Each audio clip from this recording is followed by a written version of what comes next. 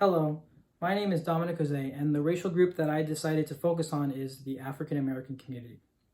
So, in my final integrative paper, I will be explaining the causes and solutions to incidents of structural racism that some African American communities experience, like in Marin City.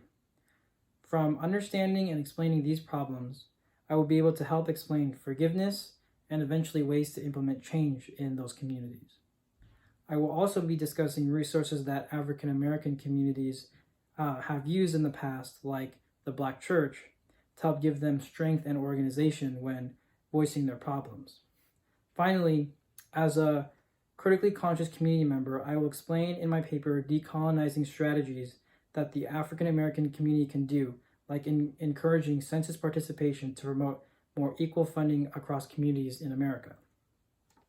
So the incident of structural racism I'm going to be focusing on in my paper is the gentrification and the underfunded schools and community centers in Marin City, which is predominantly African American.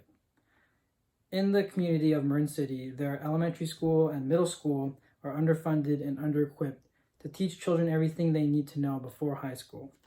And they're almost set up for failure when going to the high school in their area. Some of the important course concepts that I will be using in my analysis are structural racism because it directly relates and is relevant to the problem and racial community I'm discussing.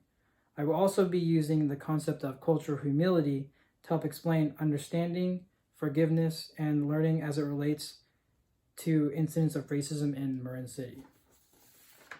For a community course of action, I believe that to help fix and learn from the problems in Marin City, people need to speak out about the problems, whether in the African American community or not. And we need to notify people about these problems that they may have been unaware of.